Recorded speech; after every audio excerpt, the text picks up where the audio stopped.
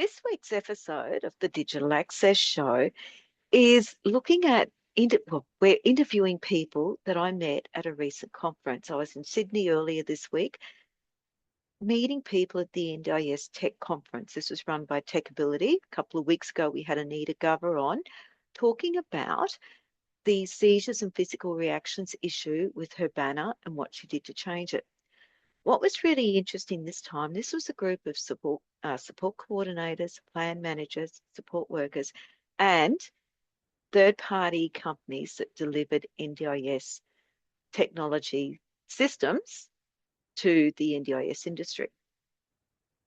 It was interesting in a few parts. I was there to talk about digital accessibility, but the other part was people didn't know what they don't know. And we keep coming back to that. Why is that important? Well, Sharon Floyd from Engel Floyd, I think that's the name of the company, don't quote me on that, was actually talking about the NDIS review and digital accessibility at one stage in her presentation.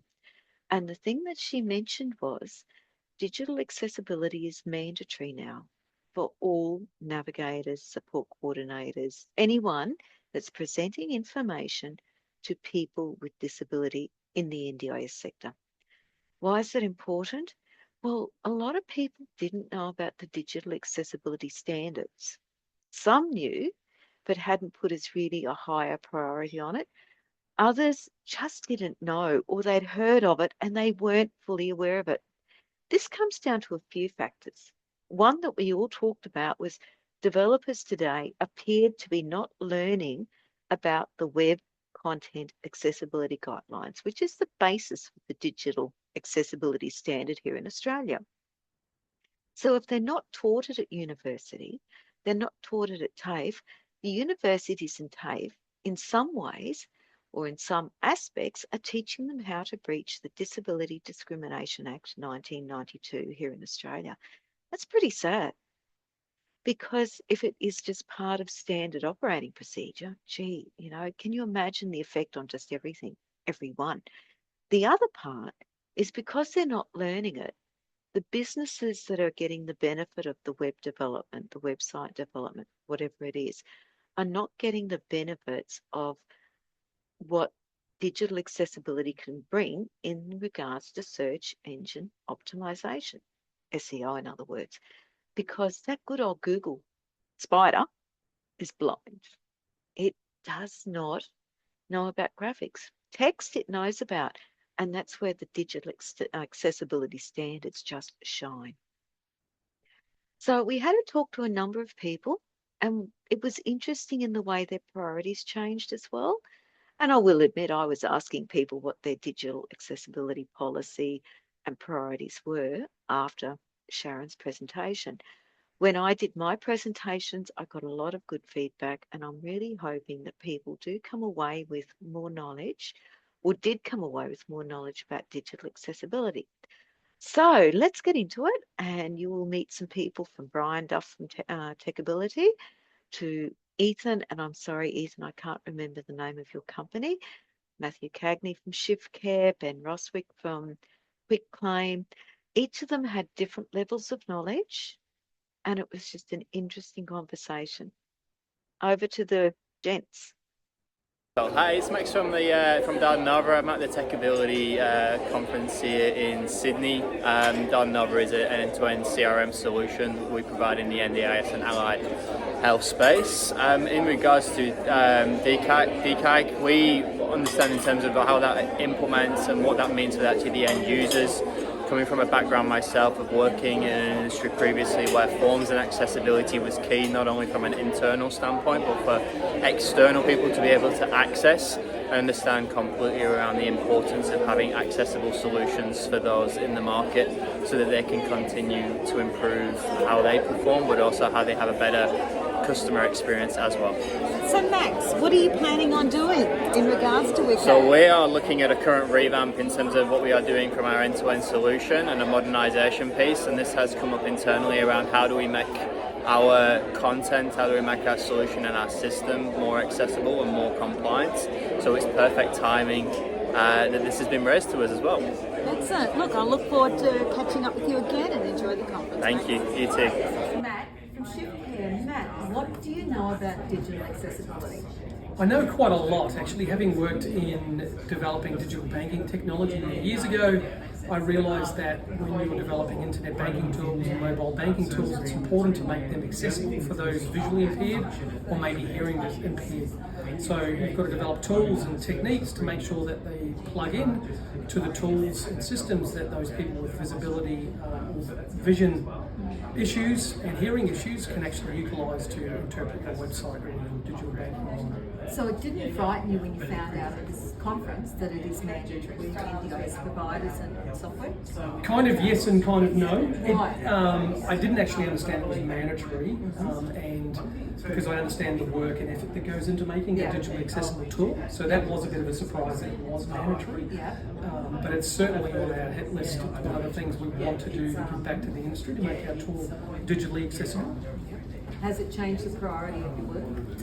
Absolutely. I think having a chat to you about how do we just break it down into bite-sized chunks, so when we're working in an area of the product that will implement those tools and templates and so forth that can be used elsewhere in the area. So each time we touch the platform from now on, our guys will make sure that to our best ability that they are digitally accessible. Wonderful. And don't forget to get someone independent to test it. Like us, I'll be honest, like us, but independent testing is such an important technique because you never test your own. No, exactly. We don't want our developers to test their own code. Thanks, Matt. I'm actually looking forward to seeing ShiftCare when it's fully accessible. I'd love to see it, and we'll see you at the next conference. Perfect, Narelle. Thank you. Ben, thank you. QuickClaim. Ben, thanks for catching up with me. We were discussing about PDF and what you guys are doing to ensure PDF are accessible, the invoicing. Can you just give a bit of a fill-in for us? Yeah, sure. Good question, Narelle. Thanks. So I guess there's two things that we tend to do with the PDFs. One is to make sure that all the critical elements of the PDF are tagged. So obviously you need a helpful tag to understand whether something is a to address or whether it's a transaction item or a rate or a unit. Yep. And the other thing that we do is ensure that the order in which the tags are read out is correct. So obviously you need to hear about a transaction as a single coherent item and not have it mixed up in between all the other different tags along the way. That is such an awesome thing, because I'm telling you, when you read a rates bill or like any of those utility bills, most times trying to get your BPay number is a huge problem because nothing's really in order and it doesn't make sense. So how did you get on to doing that? What was the reason that you started doing that?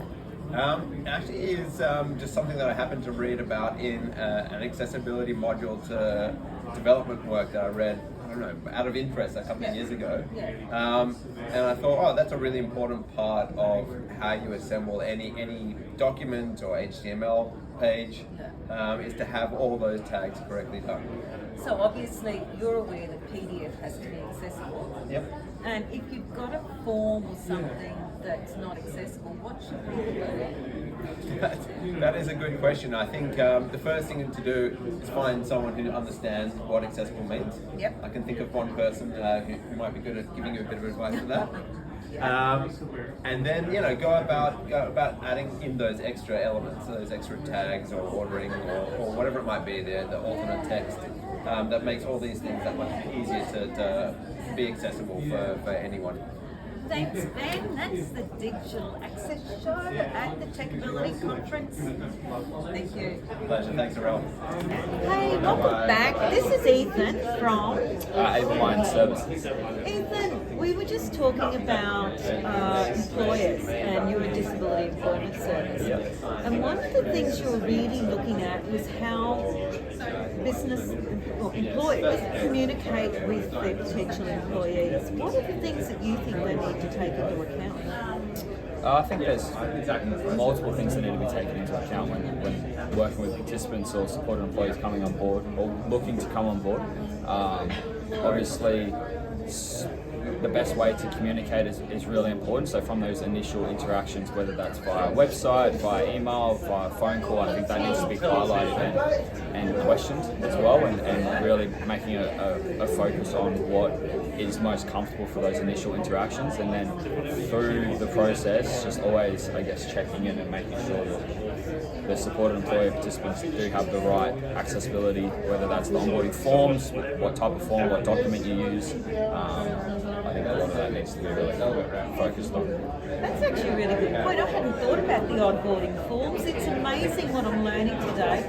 But yeah, and you're in obviously the best position to work with that. So what strategies would you do to facilitate that? I think the strategies I'm constantly learning, as I've learned today as well, but in reflection as to what we currently have compared to what I think we need to look forward into bringing on board for the participants, just more options around what those forms do look like. So at the moment we might only have a Google Doc or a Microsoft Word form or printed out in writing, but is there other ways or other, I guess, softwares and systems that are easier and better accessible for participants and employees?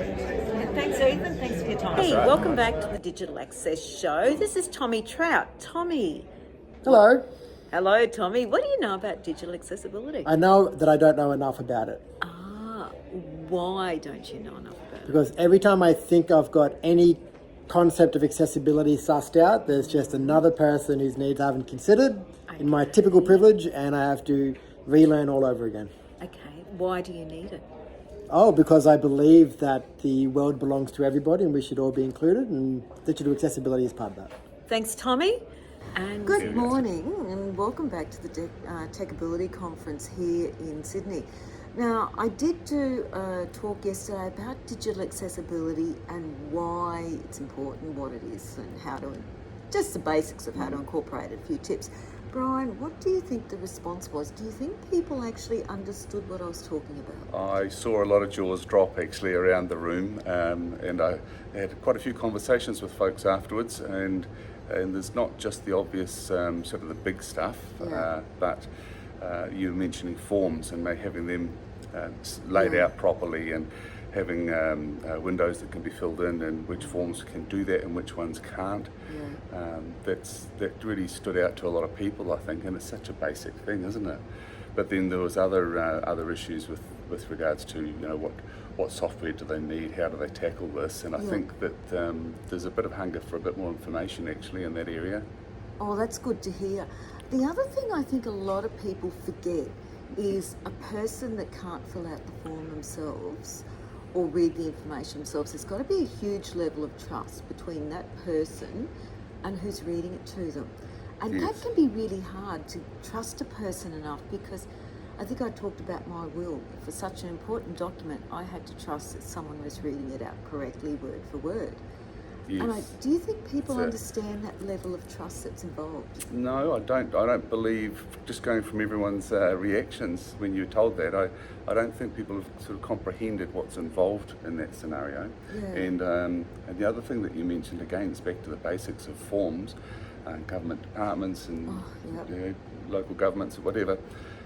The timeout on filling out or completing forms or completing windows or not letting you go past because of that security check and trying to spot the bicycles or whatever, just how impossible that makes some of these forms for so much of the population to be able to use. And I thought there was a lot of interest in that. Oh, good. And after all, I don't know if anyone's aware, but Brisbane City Council was sued. I think it's 3 weeks, a month ago now, the decision was made. A lady had or has PTSD, depression and obsessive compulsive disorder, and she had to fill out a form for Brisbane City Council.